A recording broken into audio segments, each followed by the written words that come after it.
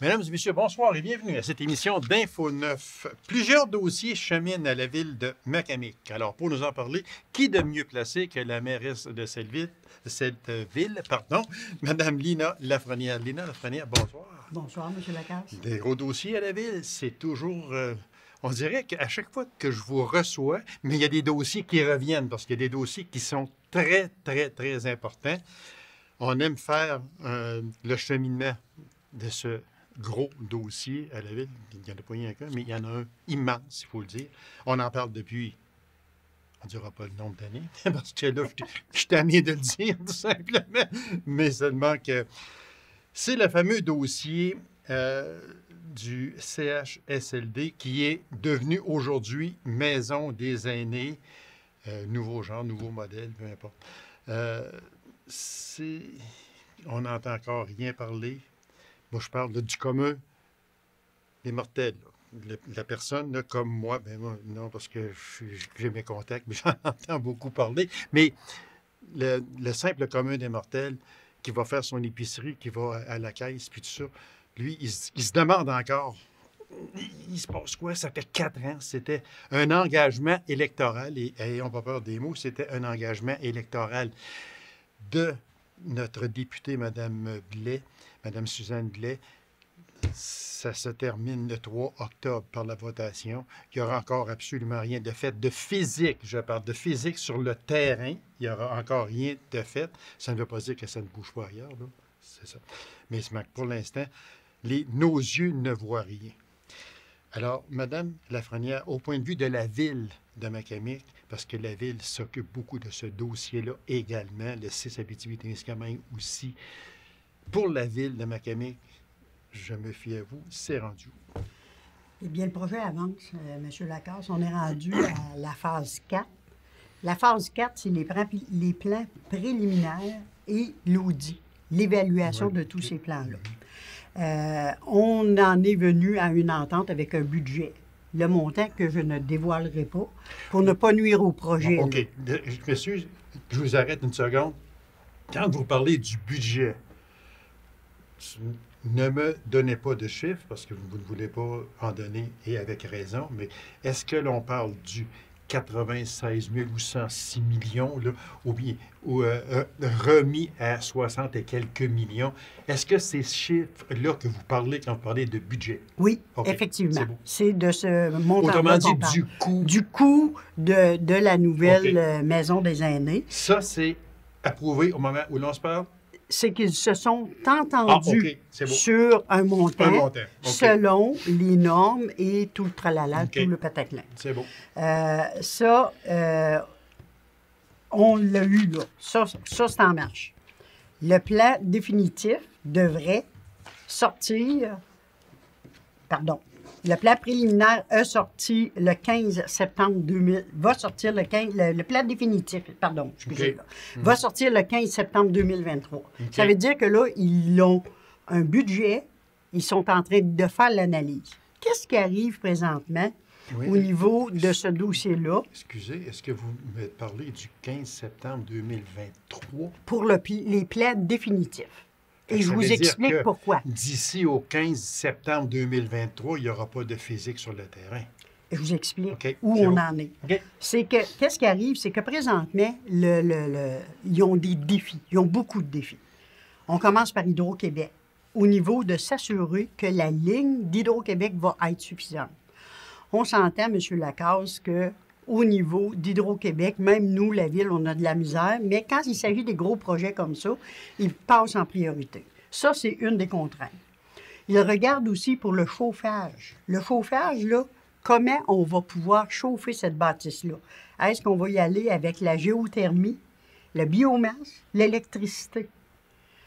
Ça, c'est toutes des études qu'il faut qu'ils soient faites pour en connaître les coûts, combien ça va coûter pour voir si ça rentre dans le budget. C'est pour ça que la date du 15 septembre 2023 paraît loin, mais en réalité, ça va être pour approuver les plans définitifs. Les préliminaires sont tout faits. Présentement, on nous en a présenté. Je vous dirais que si on arrive à la finalité, là, on a un excellent projet. On parle aussi souvent, et là, je voudrais rassurer les gens, au niveau de l'alimentation en eau potable, on dit souvent la ville... Oui, parce qu'on entend plusieurs choses là-dessus. Oui, on dit souvent que la ville ne sera pas en mesure de fournir l'eau potable. Écoutez, on a 3 bons plans, puis ça, je vous l'ai déjà dit, qu'on a soumis. Par contre, considérant qu'on n'a pas la même firme d'ingénierie, ça cause encore un problème. Parce que nous, on a fait affaire pour l'alimentation de l'eau potable, on a fait affaire avec la firme SNC-Lavalin, tandis que le projet, le SQI, eux, ont retenu BPA, Boutillier Parizeau Ingénierie. Donc, il y a peut-être des petits ajustements à faire là. Tant et aussi longtemps que tous ces gros dossiers-là n'ont pas été attachés, bien là, à ce moment-là, c'est pour ça que ça retarde le plan final. Par contre, ce qu'on nous dit, c'est que le programme de construction il a été remis le 16 septembre 2022. Donc, ça vient d'être fait. L'étape de la conception est débutée depuis le 23 juin 2022. L'étape, comme je vous dis, le plan définitif, c'est que ça va être coulé dans le béton. Mais entre-temps, il y a du travail qui a été fait. Puis, les gens, ce qu'ils aimeraient entendre, c'est quand que ça va débuter. Bien, ça débuterait, si tout va bien et qu'on poursuit dans les échéanciers qu'on nous donne, ça débuterait en mai 2024. Le chantier débuterait là. On commence à travailler, puis ça serait fin prêt pour 2026. Là, on pourrait transférer les usagers de l'ancienne bâtisse à la nouvelle maison des aînés. Fait que là, on parle de 2026, possiblement, et puis on parle de 2024 pour le début de la construction. Effectivement. Il y a le temps de couler beaucoup d'eau sur le pont du chemin sanatorium, comme on disait dans ce temps-là. Je n'estime pas vos chiffres, Mme Lafrenière, du tout, mais c'est parce que je trouve que c'est encore loin. Parce que 2024, on est en 2022, 2024 va venir vite, puis on va être à mi-chemin d'un mandat électoral. Et je m'arrête là. Mais en février 2023, qui est pratiquement à nos portes, là, les plans et les audits devraient être terminés. OK. Donc, aussitôt que le 24 février 2023, que les plans et les audits sont terminés, en principe, là, M. Lacasse, là, ça devrait aller plus vite. Mais on sait qu'il manque des ingénieurs partout aussi. Là, que vous nous donnez un paquet de dates, puis tout ça, puis je les respecte très bien. Sauf que je trouve, comme je disais tantôt, ça s'étire, mais c'est pas facile. Je sais qu'il y a eu une contrainte majeure. Ça, j'ai des espions qui m'en ont parlé. Contrainte majeure, qu'on partait de 106 millions, si ma mémoire est fidèle, puis on descendait à 60 et quelques millions. Faites la même bâtisse, mais arrangez-vous pour que ça coûte 60 et quelques millions. Fait que là, on était à près de 40 millions de différence. Je vois très, très, très, très mal. D'accord, de toute façon, ça va être extrêmement difficile si on s'en tient. Ne me donnez pas les chiffres. Je respecte votre silence sur ça, mais seulement je trouve très, très, très difficile de couper 40 millions sur une bâtisse de 100 millions, on parle en chiffron, puis de faire la même bâtisse avec les mêmes services à l'intérieur. Ça va prendre... Je pense que M. Mesmer vient à la salle, là, mais dans pas grand temps, on va l'inviter. de plaisanterie. Je respecte vos données, je respecte vos chiffres, mais seulement que je trouve que c'est long. C'est très, très, très, très, très long. Fait que, on a des élections. Qui sera le nouveau ou la nouvelle députée, ou est-ce que la députée actuellement sortante va revenir en poste? Tout ça, on va savoir ça vers 10h, 10h30 ou 22h30, disons, le 3 octobre prochain. On va savoir ça. Fait que, alors, merci de ce dossier-là, de nous avoir éclairé encore une fois sur ce dossier-là. Ça ne sera pas facile, c'est sûr, mais de toute façon... On n'a qu'à se croiser les doigts et attendre. On n'a pas le choix. Mais on s'assure du suivi et on s'assure de le pousser, ce dossier-là, pour qu'il continue d'avancer. Oui, puis je sais, comme je dis tout le temps, j'ai des espions, puis je sais que la Ville travaille très fort sur ce dossier-là. Puis des fois, on entend des brides à gauche, à droite, comme la fourniture d'eau. On a entendu toutes sortes d'affaires sur ça. Puis moi, ça ne plaît pas à mes oreilles très souvent, parce que là, souvent, c'est là que je vois que les gens sont pas au courant. Puis disent malheureusement à peu près n'importe quoi. Puis ça nuit. Mais nous, on a garanti et on a affirmé aux responsables de la SQI que l'eau, il n'y aurait pas de problème et que la Ville est prête à investir ce qu'il faudra pour que le projet se réalise. Alors, les étapes, on les a. Et puis, je pense que le 24 février 2023, je vais vous appeler. Oui. Oui, effectivement. Puis, je le sais que je vais vous informer. Je le sais que si je l'appelle, elle va me répondre ça parce qu'elle ne se défile jamais, jamais, jamais. Ça, c'est une qualité que vous honorez tout le temps et je vous admire pour ça aussi, madame. Merci beaucoup, M. Lacasse.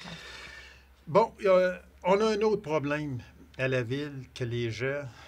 Moi, ça me fait de la peine parce que au début, le printemps passé, la pharmacie Jean Coutu a fermé à Macamic. Manque de personnel. Ça se peut, on n'estime pas ça. Sauf que là, on entendait beaucoup parler. Et ça s'éteint, tranquillement. Il n'y a personne qui en parle. Mais là, si on n'a plus de pharmacie, là, aller chercher un tube d'onguent, il faut que tu fasses 40 km pour aller chercher ton tube d'onguent. Ça devient moins drôle. Puis, la pharmacie desservait beaucoup Sainte-Rose, et puis Haut-Nord, etc. Fait que la Ville s'en est-elle occupée ou bien non? C'est quoi exactement? Effectivement. La Ville, ce que nous, on a fait, on a contacté, on a fait une résolution et on a fait parvenir aux pharmaciens de Jean Coutu la résolution disant qu'on est en Abitibi-Ouest, la deuxième ville en importance, et on se doit d'offrir ces soins. Donc, on a fait parvenir une résolution demandant à ce que les services soient maintenus.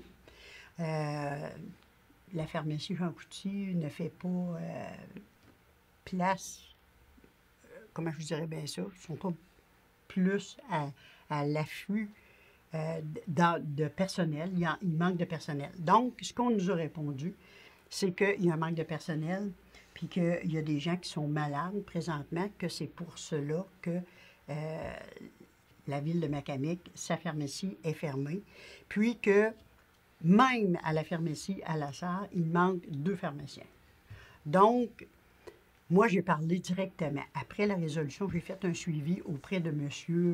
Bruno Sévigny, qui est un des actionnaires, un des propriétaires, et qui m'a dit, écoutez, Mme Lafrenière, ce n'est nullement notre intention de fermer définitivement. On n'en est pas là.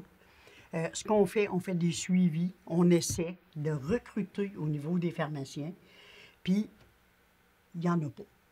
Mais il me certifiait, me dit que ce n'était pas l'intention. Il ne dit pas que ça n'arrivera pas, qu'il va avoir, mais il ne travaille pas du tout pour une fermeture définitive. Moi, quand j'entends ça, là, que c'est pas là, dans leur plan de fermer, c'était ça aussi avec les caisses populaires. Je me souviens très bien qu'il n'était pas question de fermer des caisses populaires. On est rendu qu'on enferme à tour de bras, comme on dit. C'est un dossier à part. C'était une parenthèse que je voulais émettre.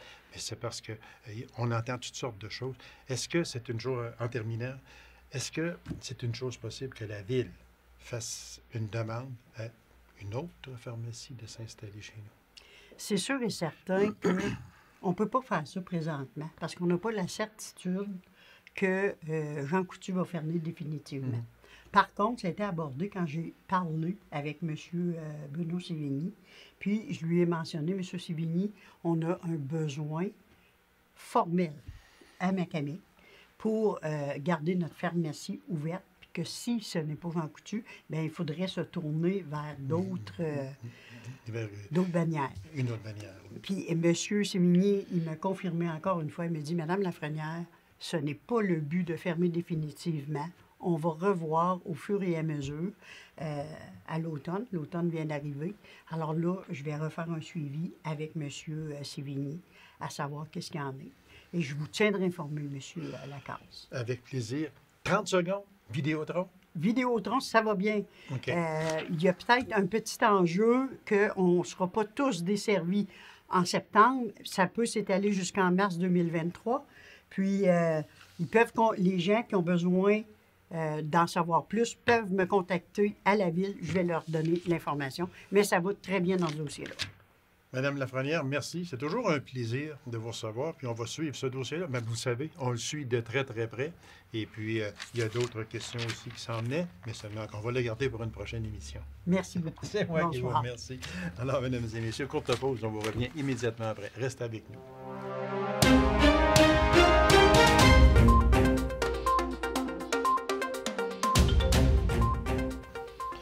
Plusieurs gros projets à la ville de Macamic en cette période de l'année. Alors, 2 gros projets. On a parlé dans le début d'émission avec la mairesse de la ville du fameux projet de maison des aînés. Puis, on sait que c'est immense. Alors, on va faire une suite à cette émission-là avec la directrice générale de la ville de Macamic, Mme Evelyne Bruno. Madame Bruno, bonsoir. Bonsoir. Madame Bruno, on parlait de... Bon, ici, on va aller sur deux gros projets. Il y en a plusieurs, comme on voit à la ville, mais on va aller sur deux projets à la ville. Le premier, l'aménagement du sous-sol de la bibliothèque des Jardins en CPE. C'est venu, on en a parlé un peu ce printemps, mais c'est venu comment, puis c'est rendu où, les travaux? Puis je voyais avec une troisième question. Quand l'agrandissement du CPE déjà existant va être terminé, vous allez faire quoi avec cet aménagement-là? Oui. Peut-être faire un petit résumé Oui. là, pour les gens qui sont avec nous ce soir. Là. Au niveau du CPE, bien, c'est un projet qui a tout le temps tenu à cœur à la Ville parce que, tu sais, d'avoir des jeunes familles puis d'offrir le service, ça a toujours été une priorité pour le conseil. Moi, j'ai perdu ma garderie aussi pas longtemps après mon entrée en fonction. Puis je me suis retrouvée dans une situation où on se pose la question entre moi et ton conjoint, qui va travailler ou non. Fait que c'est un sujet qui m'est touché grandement, très personnellement. Là. C'est ça, parce que quand on n'est pas dans ça nous arrive pas à nous, comme moi, j'ai plus d'enfants à la garderie, mais vous en avez. Moi, ça ne me touche pas directement. Je dis, bien, c'est vrai, c'est plate, mais vous êtes en mesure de le juger encore beaucoup plus. Exactement. Puis pour les parents, là, c'est une grande inquiétude parce que, tu sais, c'est autant à savoir, bien, est-ce que je peux aussi m'épanouir professionnellement? Est-ce que je peux travailler? Le bienfait des enfants, on veut pas que les enfants soient n'importe où. Fait que c'est un peu démarré de là aussi l'intérêt. Fait que je suis embarquée, moi, personnellement, sur le conseil du CPE pour avancer le dossier. J'ai vraiment débuté, dans le fond... vraiment au niveau du développement. Je suis arrivée puis je me suis présentée en disant il faut développer, il faut avoir des places. Puis avec Mme Gilberte, on a travaillé ensemble énormément. Puis il y a eu des opportunités du gouvernement que le gouvernement a déplacé des places temporaires, des locales temporaires qui permettent d'offrir des places le temps que les agrandissements ou les nouvelles installations soient prêtées. Donc c'est là que l'idée a été ramenée au conseil à savoir si on n'avait pas des installations. Fait qu'on a fait l'inventaire dans le fond des différentes bâtisses qu'on a à la municipalité. Puis l'idée du sous-sol de la bibliothèque était là. Il y a quelques années avant, le conseil avait déjà le désir de l'aménager, de le terminer, mais ce projet-là... Parce que quand même, là, il ne servait, sauf à mettre du stock, comme on dit. Exactement. Fait que c'est pas rentable beaucoup. Là. Non. Fait que c'est pour ça que le conseil a décidé d'aller de l'avant dans ce projet-là. C'est un local temporaire. Au niveau du CPE, ils ont fait des places pour 39. Ils ont un permis pour l'ajout de 39 places à leur lieu actuel, mais il doit y avoir un local temporaire. Fait que nous, on a aménagé le local aux normes. Puis le désir du conseil, c'est qu'une fois que l'agrandissement sera fait des installations du CPE, c'est que le CPE puisse avoir l'opportunité d'en faire une installation permanente aussi. Fait qu'on parle à ce moment-là que la Ville pourrait passer une centaine de places en Oui, garderie. j'ai pas le chiffre Là, exact, gros, mais là, j'ai pas le chiffre exact, oui. mais oui, dans le fond, c'est que là, présentement, le CPE de Macamic, j'ai pas les chiffres exacts, là, mais c'est je dirais entre 35 et 40 les places. OK. Fait qu'on fait plus 39. Puis là, on offrira un autre 38 dans les installations Fait que du là, on est sous-sol. rendu à autour de 115, 116, Oui, fait que 117. ça répond vraiment à un besoin de la population parce que j'ai travaillé avec la MRC sur la liste d'attente, puis la liste est là. Fait que, avec les nouvelles places, on répond à pratiquement peut-être 30 de la demande.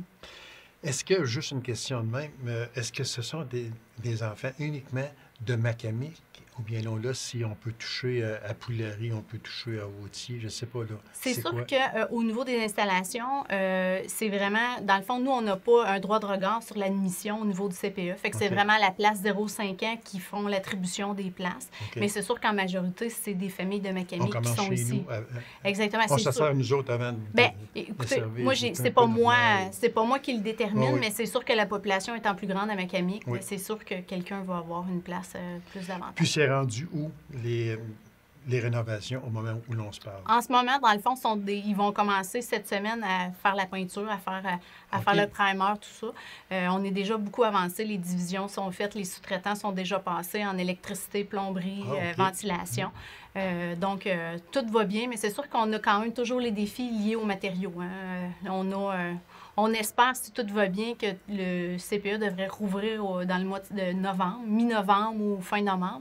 Mais ça, c'est toujours à la merci de est-ce que Oui. les portes vont arriver, les fenêtres. Puis surtout, c'est aussi le manque de main-d'œuvre qui est un Oui. problème criant Oui. un peu partout. Que ce Au soit, niveau du CPE, c'est pas oui, une problématique. C'est pas une problématique. Non, il y avait Bon. une belle liste d'attente OK. d'éducatrices. Fait que je pense que les gens ils ont hâte de commencer. Fait que je pense que c'est vraiment le défi que le projet soit terminé. Alors, c'est ça pour le projet qui n'est plus un projet, qui va devenir une réalité très bientôt. Oui. Un autre gros dossier. Moi, il y a beaucoup de personnes qui m'en ont parlé. Peut-être parce que l'info, et je n'accuse personne, OK? Mais peut-être parce que l'info n'a pas coulé assez. Quand on regarde sur un journal ici qui marque « Le parc Tembec de Macamic fait peau neuve ». Un investissement d'environ 100 000 $. La ville de Macamic veut accroître la visibilité du parc Tembec en y construisant un nouvel amphithéâtre vert. C'est quoi ce projet-là, madame? Ça, c'est un projet qui a été déposé en juillet 2021. On a été accepté, on a su la réponse du ministère. C'est une enveloppe fédérale d'argent. On a su la réponse, dans le fond, début 2022. Effectivement, que la nouvelle est sortie parce que le gouvernement a fait la nouvelle dans les médias, donc les journalistes ont eu accès à cette information-là. Nous, de notre côté, la Ville, on ne voulait pas nécessairement sortir l'information trop rapidement parce que on veut donner des images à la population. On veut donner à quoi ça va ressembler. On est en train de finaliser avec la firme architecte, dans le fond, tous les plans de quoi le projet va ressembler. Fait que dans les semaines qui suivent, là, on va commencer à en parler davantage. Qu'est-ce que c'est qu'un amphithéâtre vert? Ce qu'on voulait, c'est faire une première en Abitibi. On sait qu'à Rouyn-Noranda, sur la presqu'île du lac Ossisco, on peut dire qu'il y a une certaine amphithéâtre qui a été fait il y a plusieurs années. Donc, c'est la seule qu'on connaît là, en Abitibi-Témiscamingue. Donc, on veut en faire une qui est 100% verte. Ça veut dire qu'elle va être en terre. Les gens vont pouvoir s'asseoir. On s'attend qu'il y ait 300 personnes assises. Donc, l'idée, c'est un peu de remplacer la scène qu'il y avait au Parc Tembec. Fait qu'on veut faire une place, un lieu de rassemblement. Le projet va se faire en différentes phases parce qu'il faut avoir l'argent pour réaliser le projet, des subventions, des partenaires financiers. Fait que cet été, ce qu'on veut aménager, c'est l'amphithéâtre. Puis, dans les années à venir, on aura aussi une scène pour les spectacles. On aura réaménagé les jeux pour des espaces pour les enfants, les ados, les personnes plus à mobilité réduite. Je ne sais pas si vous en entendez parler beaucoup, mais seulement que je pense, en tout cas, moi, la principale question, parce que je vais un peu partout, j'ose avec les gens, puis tout ça, puis bon, puis les gens souvent me disent, mais Gaby, quand tu recevras soit Mme Bruno ou soit la mairesse, peux-tu t'informer pour qu'elle nous dise telle et telle chose, parce qu'on n'est pas tellement au courant. Les gens, peut-être, pourraient aller à la ville s'informer, mais ils ne vont pas. Oui. Ça, c'est un choix personnel. Mais la principale chose que j'entends parler, c'est un amphithéâtre. On n'a rien contre ça. Dépense de 100 000 $. est-ce que la priorité est à la bonne place? Parce que il ne faut pas s'en cacher. Prenez votre auto, faites le tour des rues à Macamic, c'est abominable. Comment sont les rues? C'est ça que les gens se disent.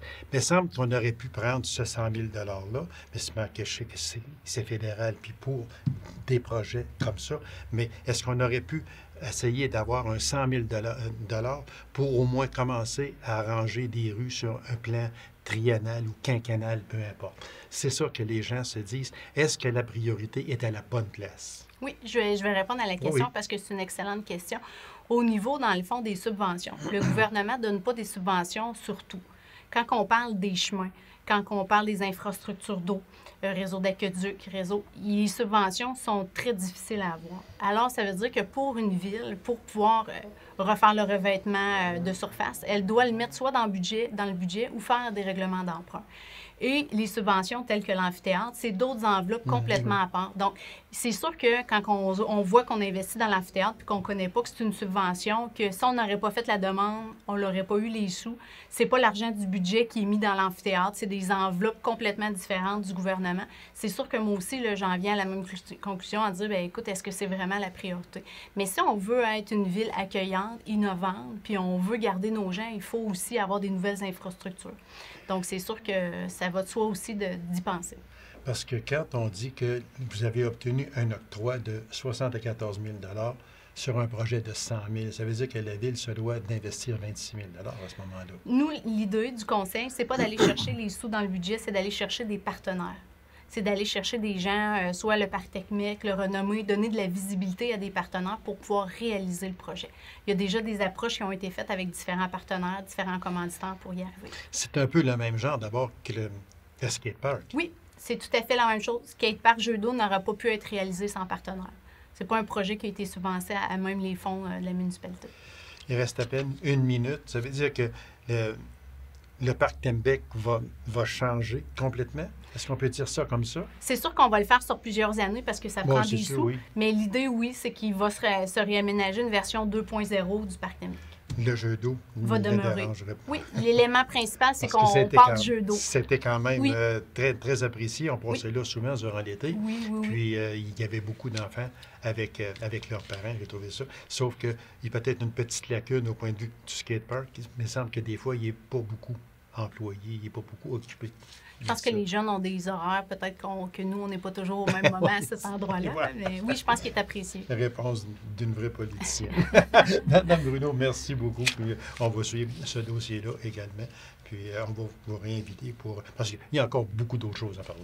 Certainement. Merci beaucoup. Plaisir. Merci beaucoup, madame. Alors, mesdames et messieurs, merci d'avoir été là. On se donne rendez-vous à une prochaine émission d'Info 9. Au revoir et bonne semaine.